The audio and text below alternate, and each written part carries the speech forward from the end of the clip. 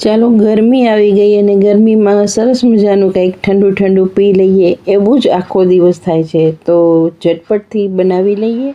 આજે આપણે મેલન સાગો બનાવવા જઈ રહ્યા છે ફ્રેન્ડ્સ।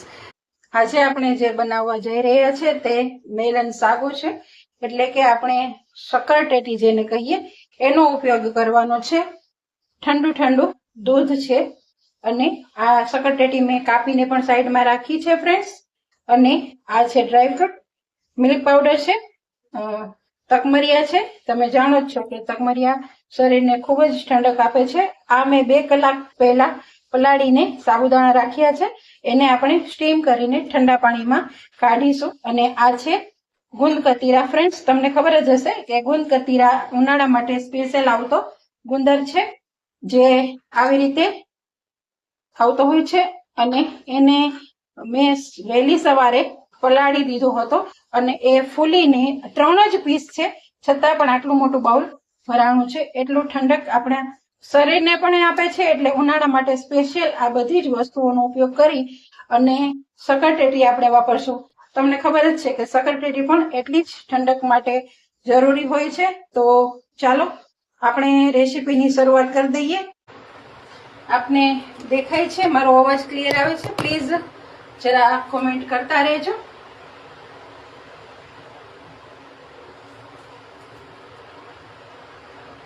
આપણે ગેસ ઉપર પાણી લઈશું અને એમાં પહેલી પ્રોસેસ આપણે કરીશું। ગેસ ઉપર આપણા જે સાબુદાણા છે એને આપણે પલાળીને સવારથી રાખ્યા હતા, એને આપણે પહેલા સ્ટીમ કરીશું અને પછી આપણે એને બરફવાળા પાણીમાં એડ કરવાના છે। એટલે એ પ્રોસેસ આપણે સ્ટીમિંગની સાથે મૂકી દઈએ, ગેસ ચાલુ કરી દઈએ। ગરમ થઈ રહ્યું છે ફ્રેન્ડ્સ, અને ત્યાં સુધીમાં આપણે મિક્સરની જારમાં આપણી ટેટી છે એને પણ પીસવાની છે અને એના નાના નાના પીસ કરી અને આપણે એને ઠંડા દૂધ સાથે પીસીશું। અને આપણે આવી રીતે અંદરથી સ્કૂપ કરીને બધું જ બહાર લઈ અને અંદરનું જે લેયર હોય આ આઉટર લેયર એ રાખી અને એની અંદર પણ આપણે સર્વિંગ કરી શકીએ છીએ। તો આપણું પાણી ઉકળી રહ્યું છે,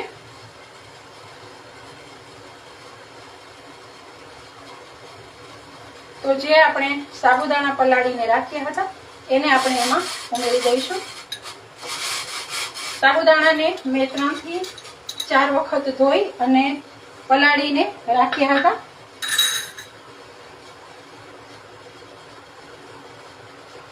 આપણું જે આ સાબુદાણાનું મિક્સર છે તે પાણી ઉકળી રહ્યું છે, ત્યાં સુધીમાં આપણે આગળની પ્રોસેસ જોઈ લઈએ। તો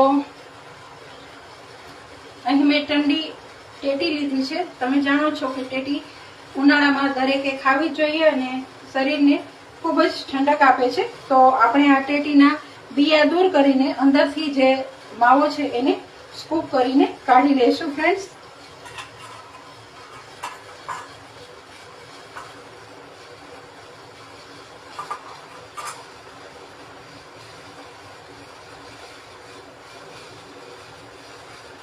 જોઈ શકો છો કે અંદરથી જે બિયા છે એને મેં દૂર કરી લીધા છે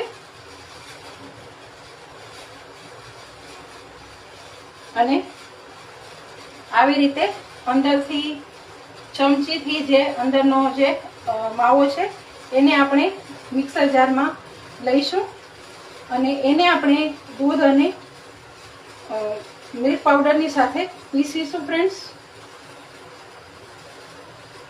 આપણે જે ટેટીનું આઉટર લેયર છે એને તૂટવા નથી દેવાનું, કારણ કે આપણે એમાં પણ થોડું સર્વિંગ કરીશું। જુઓ આવી રીતે જે આપણું સ્કૂપ કરેલું છે એને બાઉલમાં હું લઈ લઉં છું।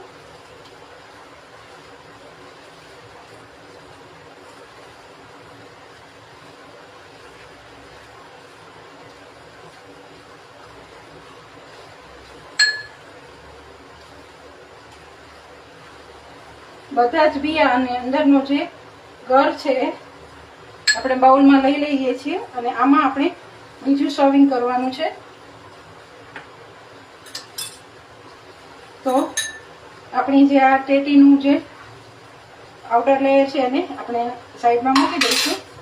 અને જે આ ફ્રીજમાં પહેલેથી ઠંડી મેં સુધારીને રાખી હતી, કારણ કે ઠંડુ હોય તો ખૂબ મજા આવશે. તો એને આપણે પીસીશું ફ્રેન્ડ્સ. અને ત્યાં સુધીમાં આપણા જે સાબુદાણા છે એ પણ સરસ રીતે ઉકળી ગયા છે. આપણે એને એકદમ ટ્રાન્સપરન્ટ થાય ત્યાં સુધી ઉકાળવાના છે. તો આ ઉકળે ત્યાં સુધીમાં આપણે આપણા જે ટેટીનું પીસેલું છે એને મિક્સર જારમાં લઈ લઈશું. પહેલાથી સુધારીને ફ્રીજમાં રાખવાથી એ ઠંડક પણ વધી જશે. તો ચાલો હવે આને આપણે મિલ્ક પાવડર સાથે પીસવાનું છે. આ મિલ્ક પાવડર મેં લીધો છે એટલે આપણું થોડુંક થીક એનું લેયર પણ સરસ આપણું જે મિક્સર છે થીક થશે. ટેટી છે એટલે આપણે આમાં ખાંડ ઉમેરવાની જરૂર નથી, પણ આપણે આમાં આઈસ્ક્રીમ ઉપયોગ કરીશું.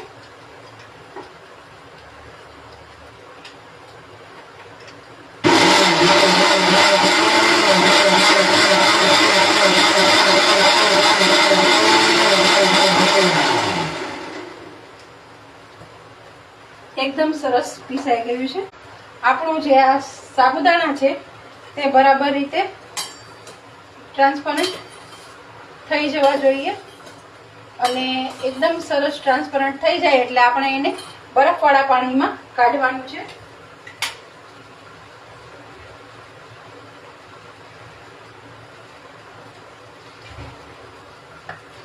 જુઓ, હવે આમાં મેં બરફ કાઢીને જ રાખ્યો છે, તો સાથે આપણે બરફ પણ ઉમેરીશું.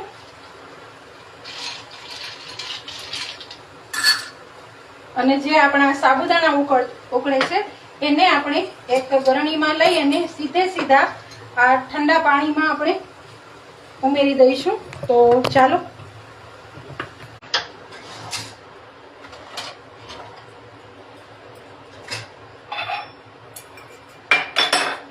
આપણા સાબુદાણા છે એને સ્ટીલની ગરણીથી આપણે કાઢીને ફટાફટ લઈ લઈશું અને બરફવાળા પાણીમાં ઉમેરી દઈશું. આ પ્રોસેસ આપણે ફટાફટ કરી અને સરસ એને બરફવાળા પાણીમાં ઉમેરી દઈશું એટલે એ ઠંડુ પણ આરામથી ફટાફટ થઈ જશે. આ છે એ પણ એકદમ સરસ ટ્રાન્સપરન્ટ થઈ ગયા છે.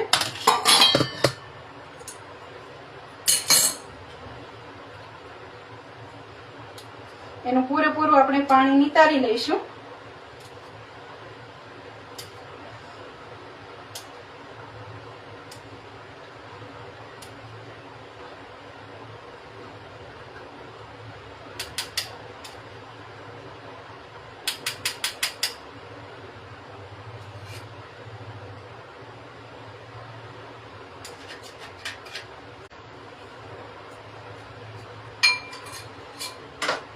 આપણા જે સાબુદાણા છે એ તમે જોઈ શકો છો કે સરસ દાણા જેવા ચમકી રહ્યા છે.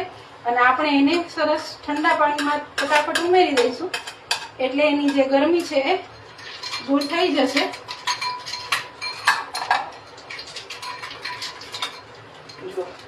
આવી રીતે આપણે એને ઠંડા પાણીમાં બરફમાં ઉમેરીશું એટલે સરસ મજાનો એનો એક દાણે દાણો છૂટો પણ થઈ જશે અને એકદમ સરસ મોતી જેવું આપણું મિક્સર છે એ પણ ચમકશે. આ ઠંડુ આપણું મિશ્રણ તૈયાર થઈ ગયું છે. મેં અહીં વેનીલા આઈસ્ક્રીમ લીધો છે, એની સાથે આપણે એને કરવાનું છે. તો હવે જે આપણું મિશ્રણ છે એમાં આપણે થોડું ઠંડુ દૂધ છે એ પણ ઉમેરીશું.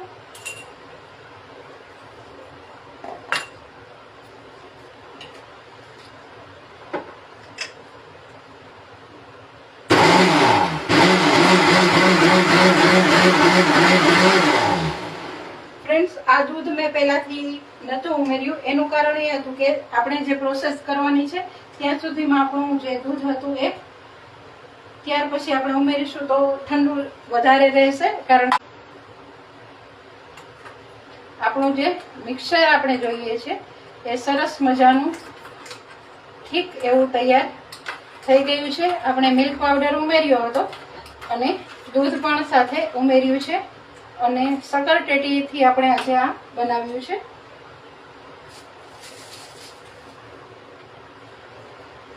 તો ચાલો આપણે એને સર્વ કરી દઈએ.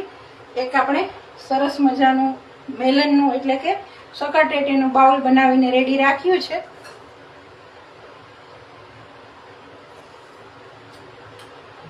એ બાઉલમાં આપણે એને સર્વ કરીશું અને એક ગ્લાસમાં આપણે સર્વ કરીશું. તો બંનેમાં હું સર્વ કરવાની રીત આપને બતાવું છું.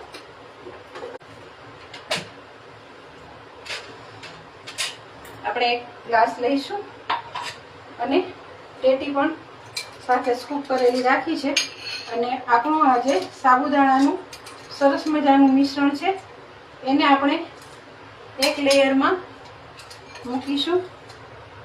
નીચે પહેલું લેયર હું સાબુદાણા વાળું કરું છું. થોડો સરસ ઠંડો બરફ ઉમેરીશું એટલે મજા આવશે.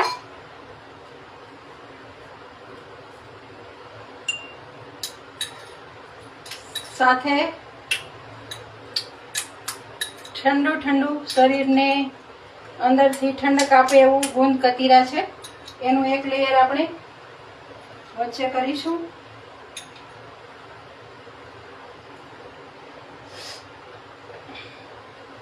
પલાળેલા સાબુદાણા છે એનો ઉપયોગ કરીશું.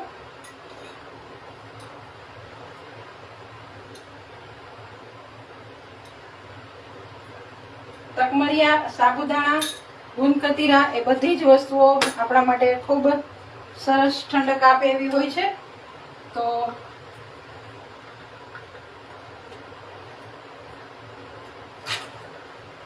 સરસ મજાનું આપણું એક સર્વિંગ માટેનું તો રેડી થઈ ગયું. હવે આપણે આઈસ્ક્રીમ ઉમેરીશું ઉપરથી. તમે ચાહો તો અંદર પણ આઈસ્ક્રીમ ઉપયોગ કરી શકો છો. ડ્રાયફ્રૂટ લઈશું. તમે ચાહો એવી રીતે ડ્રાયફ્રૂટનો પાવડર આખા ગમે તે રીતે ઉપયોગ કરી શકો છો.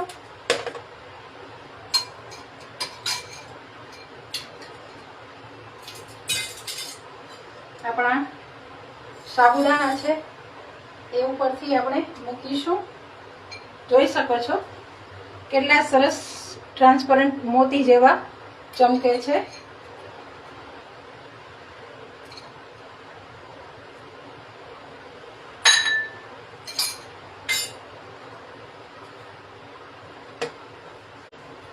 થોડા તકમરિયા કલર કોમ્બિનેશન ખૂબ સરસ લાગશે આનાથી.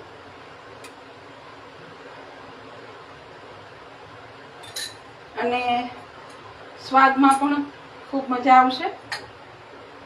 તો આપણું જે ગ્લાસમાં સર્વિંગ છે તો રેડી થઈ ગયું. હવે જે બાઉલ છે એમાં આપણે કરીશું. જે આપણું મેલનનું સ્કૂપ કરેલું બાઉલ છે એમાં આપણે આને સર્વ કરીશું ફ્રેન્ડ્સ.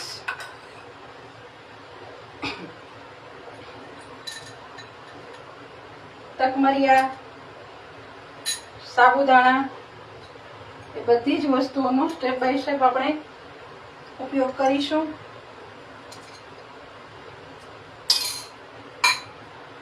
આજની રેસીપી આપને કેવી લાગી રહી છે એ પણ જણાવજો.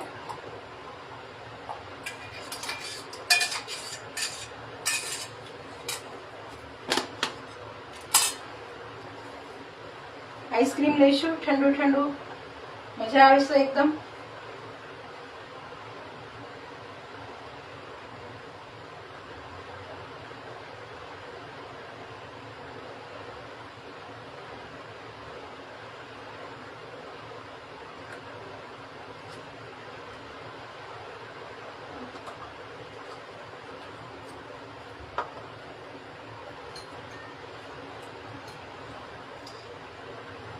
ફરીથી ઉપરથી થોડા સાબુદાણા,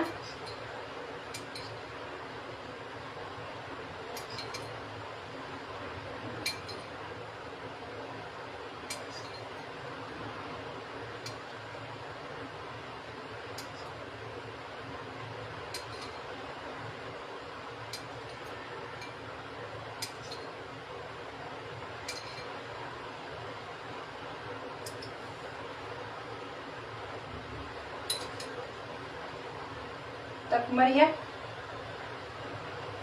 અને આપણા પૂરેપૂરા બોડીને ઠંડક આપે એવું ગુંદકતીરા,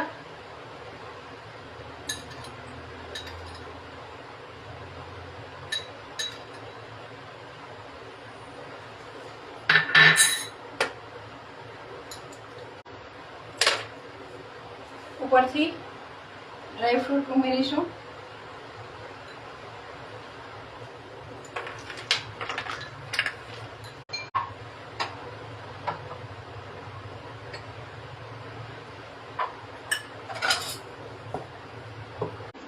નજીકથી પણ બતાવી દઉં, જુઓ.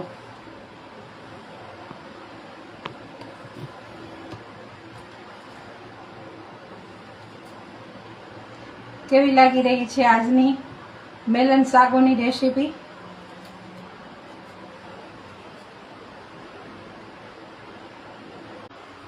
મેલન સાગો ડ્રિંક્સ પીવાની જેમણે પણ ઈચ્છા થઈ ગઈ હોય એ મારા ઘરે જરૂરથી આવી શકો છો ફ્રેન્ડ્સ.